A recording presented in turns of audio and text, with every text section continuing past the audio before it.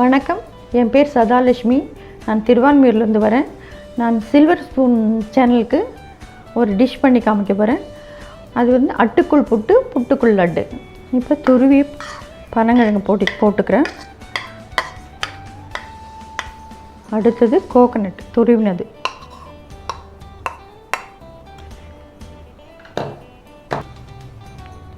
பனை வெல்லம் போட்டுக்கிறேன்.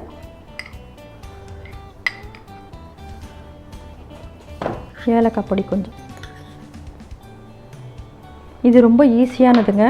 முதல்ல வேக வைக்கிறதுக்கும் அந்த நார் எடுக்கிறதுக்கு தான் டைம் தேவை. அதுக்கு ஆட்டோமேட்டிக்காக 10 நிமிஷத்தில் இந்த டிஷ்ஷு ரெடி ஆகிடும். கலந்து சாப்பிட வேண்டியது தான்.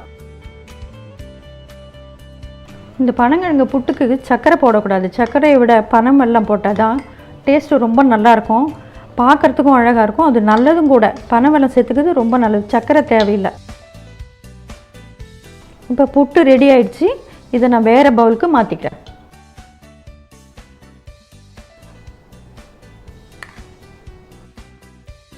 புட்டு செஞ்சாச்சு. இப்போ லட்டு பண்ண போகிறேன். அதுக்கு வேக வச்ச பனங்கிழங்கை இப்படி கட் பண்ணி வச்சுருக்கேன். இதை மிக்சியில் போட்டு அரைச்சிட்டு லட்டு செய்ய வேண்டியது. இந்த நறுக்கிய பனங்கிழங்கை அரைச்சிட்டு வந்திருக்கேன்.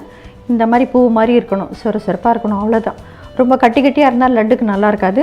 இந்த மாதிரி சன்னமாக கொஞ்சம் பவுடராட்டம் வரணும். அது வரைக்கும் அரைச்சி எடுத்துக்கணும். இப்போ இதில் பவுலில் போட்டுக்கிறேன்.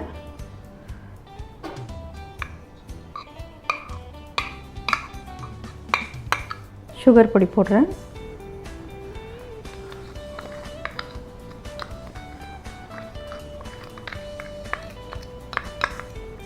மில்க் பவுடர்,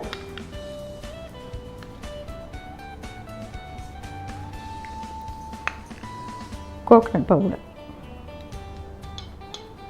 கொஞ்சம் ஏலக்காய் பொடி,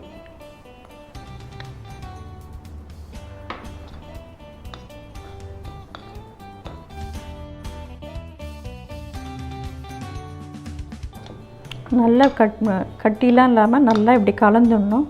கலந்துட்டு இது லட்டு வந்து கை வச்சு தான் பிசைஞ்சு பண்ணணும். முதல்ல நான் இப்படி கலந்துடுறேன். அவ்வளோதான். இதை வறுத்து போட்டுடலாம். கொஞ்சமாக போதும் நெய். இதுக்கு நிறைய வேணும்னு அவசியம் கிடையாது.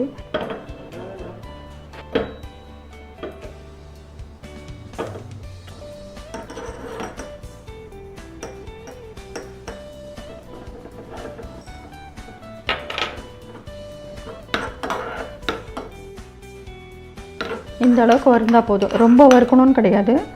சும்மா ஒரு ஃப்ளேவருக்காக கொஞ்சம் லேசாக வறுத்தா போதும். எல்லாத்தையும் சேர்த்து கலந்துடணும். இது வந்து தேவையான சைஸில் உருண்டை பிடிச்சி வச்சிடணும். எல்லாத்தையும் போட்டு மிக்ஸ் பண்ணி வச்சுருக்கேன்.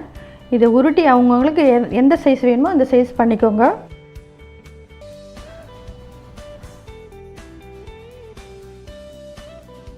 இப்போ புட்டும் லட்டும் ரெடி ஆகிடுச்சு. அதை எப்படி டெக்கரேட் பண்ணுறதுன்னு பார்க்கலாம்.